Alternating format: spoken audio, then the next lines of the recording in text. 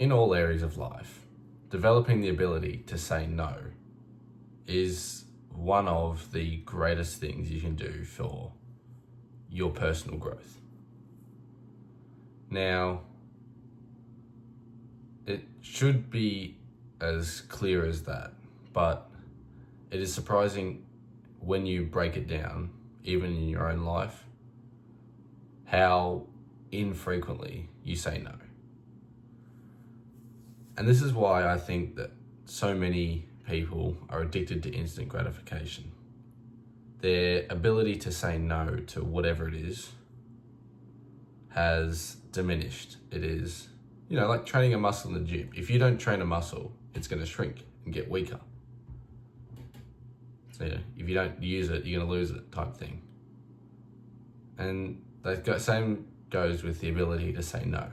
If you only say yes to things, you're going to keep saying yes, and saying no will be harder and harder. And that's why I think, especially as young adults, especially when we have, essentially free will, with some limitations, saying no is harder than ever. But it is a skill that will change your life if you learn how to. And it could vary in multiple different areas of your life. And, the few obvious ones that should come to mind are things like doom scrolling and consuming drugs and alcohol and stuff like that. Playing video games for too long. They're just things that are easy and comfortable and within reason can be enjoyed occasionally. But if you haven't already developed the ability to say no and to be fully 100% confident that you can consistently say no to the point where saying yes once doesn't spiral you out of control, you shouldn't be having it at all. And that's where, say for example me, I have committed to cutting out all sugar, artificial sugar. So, soft drink, chips, chocolate, lollies, bullshit, all that stuff.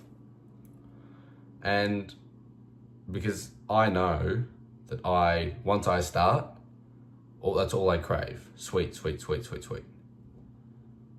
And in order to be able to enjoy those sweet treats in moderation and without it regaining control, I have to and have been developing the ability to say no. So when I get that craving or when I see that, unhealthy treat, I can say no thanks every single time. And I like to think that I'm pretty close. I'm pretty close to the point where I can go, yeah, I can have a piece of cake, or I can have a chocolate bar, or I can have a glass of soft drink, and continue on without any problems, without it. Yeah, it'd probably be more difficult because that's how your body works. Craves more of the things you consume. But especially when it comes to negative behaviors and habits, gaining control of them isn't a matter of just cutting it out completely, because everything in moderation is fine. Now, I don't care what your opinion is, but you have to be able to say no. And that's where someone like Andrew Tate is a good example of this. You see him smoking cigars all the time and drinking. There was a time where he was drinking lots of alcohol. And he said it himself that he can stop whenever he wants, but he chooses to enjoy it. And because he is so successful, you can trust what he's going to say. Like, you don't say a bum drinking and doing drugs and saying, oh yeah, I just choose to because I enjoy it. No, mate. You have no self-control. Andrew Tate has gone through a period where he has probably abstained from that stuff and gained control over his mind, over his urges, over his habits, to a point where he has become super hyper successful, and due to this control over negative habits, and he can back it up. He can prove to you and say, I abstained from these habits. I said no all these times. I achieved this, this, and this.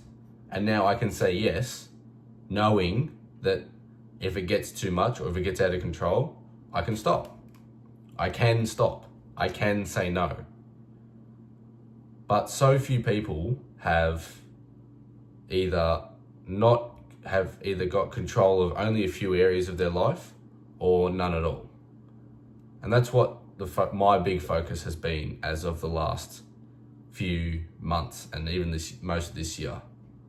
It's being able to control every single aspect, all of these negative habits. Playing video games was a big thing for me back a few years ago, especially during COVID. You just play hours and hours and hours and hours of video games a day. 12, 14, 16-hour days. But I have learnt to say no and to understand that, sorry, the dog. Learn that sitting down for 16 hours a day and playing video games may be fun at the time, but I'm getting nothing done. That is a day gone that I will never get back. You can see him kind of just. But my point is, I eventually figured out that I've got to start saying no in order to be able to enjoy this more. And yeah, of course, there's things like, you could also consider the aspect of gaining responsibility is one way people learn to say no. But I don't think that that's enough of a mental fortification, we'll say. That you can trust that as soon as you get a chance and it is an option, and say you get a bit of free time, bang, straight on the video games. Versus saying, I'll play for an hour and then I'll get off. I'll say no. Or there's something else that I should be doing, rather than say no. And that's same with more harmful habits, like drinking, drugs, even watching porn is so bad for you. Being able to control your urges and stay in control of your mind. This is why meditation is so popular in the self-improvement space. It is, as most meditation practices are designed to keep you in control and keep you present, so you are not letting your urges and your mind take over. But I've meditated for years, on multiple years now, and I find that that's not enough. I physically have to tell myself no. And I find that sometimes if I play video games for too long, or if I catch myself having a few bad days in a row eating junk food, I need to physically say no.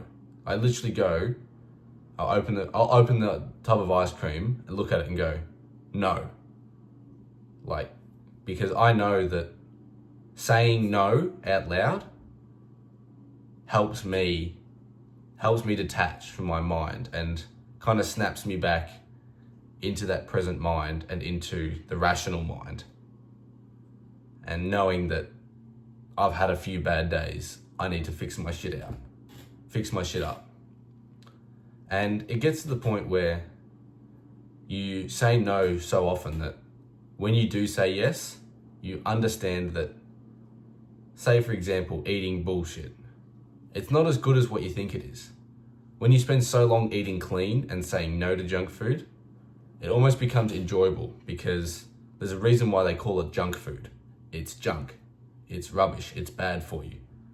And when you feel so good eating good food, why would you go out of your way to eat something that's going to harm your progress.